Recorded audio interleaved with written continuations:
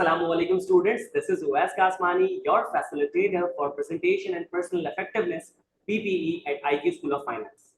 First of all, I welcome you all to the orientation of PPE. वैसे तो ये orientation on campus in front of students होती है, लेकिन यहाँ पे आपको recording send कर दी जाएगी, आपके जितने भी सवालात हैं उसको पहली क्लास में आंसर कर दिया जाएगा. So let's begin. ये जो कोर्स है PPE का ICAP ने इंट्रोड्यूस किया और कंपलसरी कर दिया कैफ के स्टूडेंट्स के लिए, तो इसका कोई ना कोई मतलब, कोई ना कोई मकसद होगा. तो क्या है इसका मतलब या मकसद? वैसे तो पहली क्लास में मैं स्टूडेंट से पूछता हूं कि उनके लिए ये कोर्स क्या है, वो कैसे इस कोर्स को परसीव करते हैं, अच्छा या बुरा. इसके अलावा उन्होंने इस कोर्स के बारे में क्या पढ़ा है, क्या सुना है, उनके एक्सपेक्टेशंस क्या है, उनके लिए इसकी क्या सिग्निफिकेंस है, क्या इम्पोर्टेंस है. ये सारी चीजें मैं आपसे बाद में पूछ लूंगा. यहाँ पे मैं आपसे डिस्कस करता हूँ कि इसका सबसे पहले मतलब क्या है. ये जो आपके पास पूरा फ्रेज मौजूद है प्रेजेंटेशन एंड पर्सनल इफेक्टिवनेस, इसके दो मेजर एरियाज हैं. एक है प्रेजेंटेशन, दूसरा है पर्सनल इफेक्टिवनेस. सबसे पहले मैं आइसोलेशन में बात करूंगा प्रेजेंटेशन. प्रेजेंटेशन के लिटरल मीनिंग क्या होते हैं? To present, to show, to demonstrate, to display etcetera. यहाँ पे स्टेज पे खड़े हो मैं किस तरीके से अपने आप को, अपने कंटेंट को प्रेजेंट करूंगा, डिस्प्ले करूंगा, कम्युनिकेट करूंगा ऑडियंस के साथ. तो यहाँ पे मेरे पास बहुत सारे टेक्निकल वेज हैं कि मैं अपनी जो कंटेंट है उसे डिलीवर कर सकता हूँ. आप स्पीच के थ्रू अपने कंटेंट को डिलीवर कर सकते हैं. आप लिटरली प्रेजेंटेशन बना के एज विजुअल एड अपने कंटेंट को डिलीवर कर सकते हैं. आप मोनोलॉग कह सकते हैं, आप डेक्लेमेट कर सकते हो, आप ग्रुप डिस्कशन के थ्रू अपनी बात को कन्वे कर सकते हो, या इसके अलावा आप रोल प्ले परफॉर्म कर सकते हो कि किसी भी रियल लाइफ सिचुएशन को आप मल्टीपल टाइम्स एक्ट आउट करो कि आपके पास डिजायर्ड आउटकम आना शुरू हो जाए और फिर आप उस सिचुएशन में जाओ, परफॉर्म करो और आपको सक्सेस मिल जाए. जैसे कि इंटरव्यू, जैसे कि नेगोशिएशन स्किल्स, तो ये सारी चीजों को आप परफॉर्म कर सकते हो. This is called presentation. तो क्या सर प्रेजेंटेशन यहीं तक लिमिटेड है? नहीं. आप जो भी कम्युनिकेट कर रहे होते हो उसके दो पार्ट्स होते हैं. एक होता है ओरल और एक होता है रिटन. ये जो हमने अभी जितनी भी बातें की ये ओरल कम्युनिकेशन का पार्ट थी कि मैं कुछ कह रहा था, आप कुछ सुन रहे थे, आप कुछ कह रहे थे, मैं कुछ सुन रहा था. एक और पार्ट होता है रिटन कम्युनिकेशन का या रिटन प्रेजेंटेशन का, कि अगर मैं कुछ लिख रहा हूं तो आप पढ़ोगे या आप कुछ लिखोगे तो मैं पढ़ूंगा. अब यहाँ पे रिटन कम्युनिकेशन में आ जाता है सीवी राइटिंग. सीवी किस तरीके से प्रिपेयर करनी है, ट्रेंड्स क्या चल रहे हैं सीवी में, कौन सी सीवी एक्सेप्टेबल होती है, कौन सी सीवी एक्सेप्टेबल नहीं होती, कौन सा सीवी स्टाइल ऑब्सोलीट हो गया है, आपके पास कौन कौन सी टाइप्स ऑफ सीवीज मौजूद है, सीवी सिचुएशन के हिसाब से बनाऊं, ऑर्गेनाइजेशन के हिसाब से बनाऊं, ये सारी चीजें हम डिस्कस करेंगे.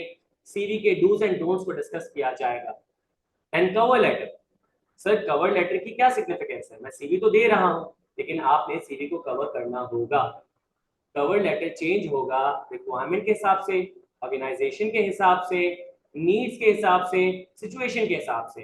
कवर लेटर लिखते हुए डूज एंड डोंट्स क्या होते हैं? कवर लेटर क्या सीवी के साथ लगता है? नहीं सर, और भी डॉक्यूमेंट्स के साथ लगता है, रिपोर्ट्स के साथ लग रहा होता है, या डैमेज गुड्स के कंसाइनमेंट है उसके साथ कवर लेटर लग रहा होता है, उसे भी हम डिस्कस करेंगे. रिटन कम्युनिकेशन में टेस्ट के लिए कैसे प्रिपेयर करो, टेस्ट में अगर कोई चीज नहीं आती तो उसको कैसे टैकल किया जाए, जो चीज आती है कैसे इंश्योर किया जाए कि उसमें आपको ज्यादा से ज्यादा मार्क्स मिले, ये सारी चीजें कवर की जाएंगी. तो ये तो आपका प्रेजेंटेशन का पार्ट हो गया. हम जब आपके सामने अभी प्रेजेंटेशन शेयर करेंगे तो आपको वो सारी चीजें मिल जाएगी. दूसरा पार्ट होता है पर्सनल इफेक्टिवनेस. ये मेरा पर्सनली फेवरेट पार्ट है. पर्सनल इफेक्टिवनेस जो आपके पास फ्रेज मौजूद है, ये पूरा एक कॉन्सेप्ट है, ये पूरा एक लाइफस्टाइल है, ये एक बिहेवियर है कि एज पर्सन मैं कितना इफेक्टिव हूँ, कितना इन्फ्लुएंशियल हूँ, कितना इम्पैक्टफुल हूँ अपनी पर्सनल, अपनी प्रोफेशनल लाइफ में. कि यहाँ पे बहुत सारे स्टूडेंट्स को ऐसा लगता है कि हमारी पर्सनल लाइफ अलग होती है प्रोफेशनल लाइफ से, लेकिन जैसे जैसे आप प्रोसीड करोगे, अपने प्रोफेशन की तरफ आगे बढ़ोगे, तो आपको पता चलेगा कि यहाँ पे जो लाइन है जो दोनों को डिस्टिंग्विश कर रही है वो ब्लर होती चली जा रही है. कि आपकी पर्सनल लाइफ फ्लो कर रही होगी प्रोफेशनल लाइफ में या आपकी प्रोफेशनल लाइफ फ्लो कर रही होगी आपकी पर्सनल लाइफ में। तो यहाँ पे आपके पास बहुत सारी एग्जांपल्स मौजूद है जिससे पता चलता है कि personal life is your professional life, your professional life is your personal life. तो अपनी टोटल जिंदगी के अंदर मैं किस तरीके से इम्पैक्ट क्रिएट करूं कि अगर मैं कोई बात करूं तो लोगों के दिल और दिमाग पे पहुंचे, या अगर मैं कोई भी एक्टिविटी परफॉर्म करूं तो उसका इम्पैक्ट मैक्सिमम हो। तो यहाँ पे आपने अपनी पर्सनैलिटी में एफिशिएंसी लेकर आनी है, इफेक्टिवनेस लेकर आनी है। Sir what is efficiency? ये एक एबिलिटी है। What is effectiveness? ये भी एक एबिलिटी है। सर क्या एबिलिटीज है ये? एफिशिएंसी का मतलब होता है कि आप कोई भी काम कर रहे होते हो उसमें आप मिनिमम रिसोर्सेज का इस्तेमाल करते हो, कम से कम टाइम में, कम से कम कॉस्ट में, कम से कम एफर्ट्स में। अगर आप ज्यादा इम्पैक्ट क्रिएट कर रहे हो तो यू आर बीइंग एफिशिएंट और उसकी वजह से आपकी पर्सनल इफेक्टिवनेस बढ़ेगी। What is effectiveness? इफेक्टिवनेस का मतलब ये होता है कि ये एबिलिटी कि जिसकी वजह से मैं कोई भी काम करूं ना उसके आउटकम का इम्पैक्ट बढ़ जाए, यानी कि मेरे जो आउटकम है उसकी एक्यूरेसी बढ़ जाए, वो इंप्रूव हो जाए, उसके रिजल्ट्स बेहतर हो जाए, उसमें मार्जिन ऑफ एरर रिड्यूस हो जाए। तो अगर मैं कोई भी काम करूं कम से कम टाइम में, कम से कम कॉस्ट में, कम से कम एफर्ट्स में और उसका इम्पैक्ट ज्यादा निकल कर आ रहा हूं तो मैं हो गया पर्सनली इफेक्टिव हो गया, मैं पर्सनली इन्फ्लुएंस कर रहा हूं, मैं एक इम्पैक्ट क्रिएट कर रहा हूं, एक मार्क क्रिएट कर रहा हूं यहाँ पे। तो पर्सनल इफेक्टिवनेस किस तरीके से हासिल की जा सकती है? आप अपने पर्सनैलिटी ट्रेट्स को डिस्कवर करो, जो आपके पास मौजूद नहीं है उन्हें डेवलप करो, जो डेवलप्ड है उन्हें बेहतर करो, हमेशा एडॉप्ट और एडेप्ट की तरफ जाया करो। तो ये जो सारी चीजें हैं कंट्रीब्यूट करेगी आपकी पर्सनैलिटीज में। अब आपके सामने मैं टेबल ऑफ कंटेंट शो कर रहा हूं, जो सारी चीजें हम डिस्कस करेंगे थ्रू आउट अपने कोर्स के अंदर। अब आपके सामने कोर्स आउटलाइन नजर आ रही है। अगर आप अपने लेफ्ट साइड पे देखते हैं तो आपको नजर आ रहा है public speaking, presentation, speech, declamation, monologue, role play and group discussion. अब यहाँ पे सबसे पहले लिखा है public speaking. What is public speaking? Sir आपने ये तो डिस्कस नहीं किया, मैंने जानबूझ के इसे रिवील नहीं किया था। पब्लिक स्पीकिंग क्या होती है? जब आप जनरली मैसेस के सामने अपना कोई भी आइडिया, अपनी ओपिनियन या अपनी फीलिंग्स या कोई भी फैक्ट्स एंड फिगर्स शेयर कर रहे होते हो, आप उन्हें टीच कर रहे हो, आप उन्हें प्रीच कर रहे हो, आप उन्हें काउंसल कर रहे हो, आप उन्हें मेंटोर कर रहे हो, आप अपना कोई स्किल सेट उनके सामने रख रहे हो, अपनी एक्टिंग स्किल्स सामने रख रहे हो, या लेट सपोज कोई भी उनके साथ बात कर रहे हो, कोई भी कम्युनिकेशन चल रही है, this is called public speaking. अब पब्लिक स्पीकिंग में जो सबसे बड़ा इश्यू आता है वो ये है कि पब्लिक स्पीकिंग के अंदर स्टेज फ्राइट एग्जिस्ट करता है। यस। अब यहाँ पे जितनी भी ऑडियंस मेरे स्क्रीन के सामने बैठी है वो हैंड रेज करके मुझे बताए कि पब्लिक स्पीकिंग करते वक्त कितने लोगों को स्टेज फ्राइट फील होता है। मैं अपना हैंड रेज करूंगा, मुझे स्टेज फ्राइट फील होता है कि मुझे स्वेटिंग हो रही होती है, मेरी हार्ट बीट एबनॉर्मल हो जाती है, मुझे स्टमक में बटरफ्लाइज फील हो रहे होते हैं, मेरी कांपे टांग रही होती है, मेरे हाथ जो है वो कांप रहे होते हैं। तो दिस इज स्टेज फ्राइट। तो स्टेज फ्राइट एग्जिस्ट करता है।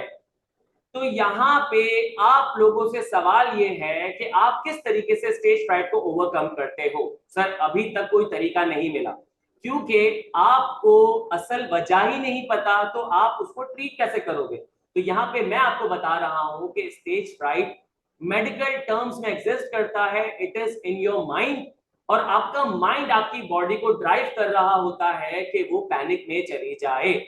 तो यहाँ पे अगर कोई चीज मेडिकली एग्जिस्ट करती है तो आपने उसे मेडिकली ट्रीट करना है। आपके पास कुछ ऐसे तरीकेकार है कि जिससे आप अपने स्टेज फ्राइट को रिड्यूस कर सकते हो। जैसे आप ब्रीदिंग एक्सरसाइज कर सकते हो, ब्रीद इन ब्रीद आउट, या फिर आप क्या कर सकते हो कि आप अपनी बॉडी को स्ट्रेच कर सकते हो। इन तमाम चीजों को हम अपनी ऑन कैंपस क्लास में डिटेल में डिस्कस करेंगे कि इससे आप अपने स्टेज फ्राइट को रिड्यूस कर सकते हो, एलिमिनेट नहीं कर सकते। कि कभी आपको लग रहा होगा कि मेरा स्टेज फ्राइट तो खत्म हो गया, बट अचानक से आपके सामने भूत की तरह आके खड़ा हो जाएगा और आपके पास कोई और चारा मौजूद नहीं होगा। आपके पास या तो फाइट या तो फ्लाइट अप्रोच मौजूद होगी। ज्यादातर लोग क्या करते हैं, फ्लाइट की तरफ चले जाते हैं। अगर आप भाग गए तो ऑडियंस की क्रेडिबिलिटी लूज कर जाओगे। तो आपने उस स्टेज फ्राइट से फाइट करना है, और मैंने आपको बता दिया किस तरीके से आपने उसे ओवरकम करना है।